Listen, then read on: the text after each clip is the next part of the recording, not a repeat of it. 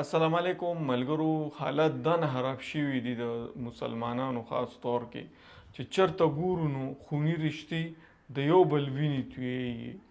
دا نن چې زه کومه ویډیو تاسو سره شیر کوم نو دا یو پلار د 14 کالو پیغله لور مړه کړې ده. دا ویډیو تاسو وګورئ.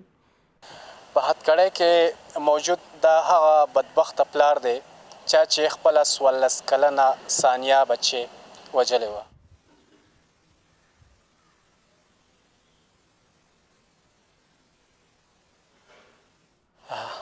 کومه سزا غواړې ځان دپاره؟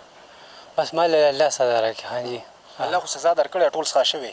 بس خدای نوره وجود دې وینه د باندې ښکاري نه خو اخته دي د باندې.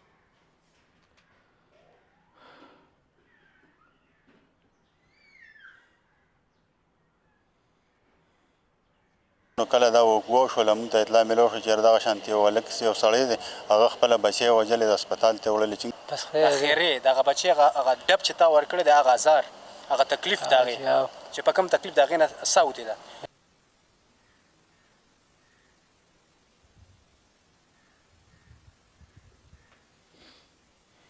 چې دی د څو ورځې یو 10 ورځې 15 ورځې دی بهر و نو دا ثوابی ډسټرکټ کې دی کله زیده کې کله په توډیري کې کله په جلبې جلسیل چوټه لاور دا راکې به د کتلې د موبایل به مونږ چې دی نو وختن په وختن ټریس کوو مونږ پسې هلته تلو نو په هغه سلسله کې دی چې دی نو مونږ دی نن چې دی نو کلي ته راته پرون نو دی مونږ په هغې کې چې دی نو ګرفتار کړ.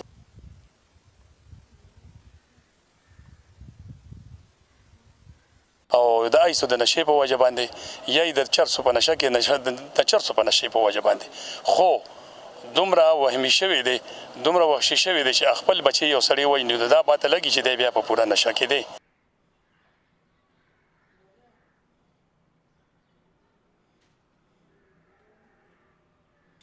کور کې دا جنګ جګړې وي د دې نه مخکې هم دغه شان دغه جنګ جګړې وي د ده ځکه چې دوه ښځې وي یو هم د ده نه په جنګ جګړو باندې تلې ده پاتې شوې ده چې هغې ډیګري اخیستې په عدالت نه او د بل هم چې کوم دی نو زما ښایي 20-25 ورځې مخکې او د ده نه هم د دې جنګ جګړو نه تنګه شوې او کونه تښتېدلې ده.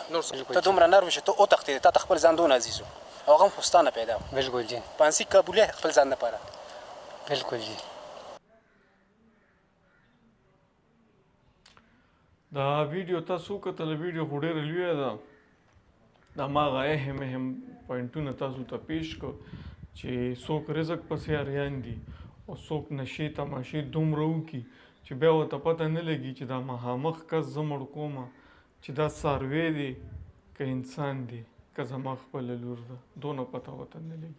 ویډیو چې چا خوښه شوي نو ویډیو لایک کړئ. چینل باندې چې څوک نه وي د زموږ چینل هم ضرور سبسکرایب کړئ. مننه.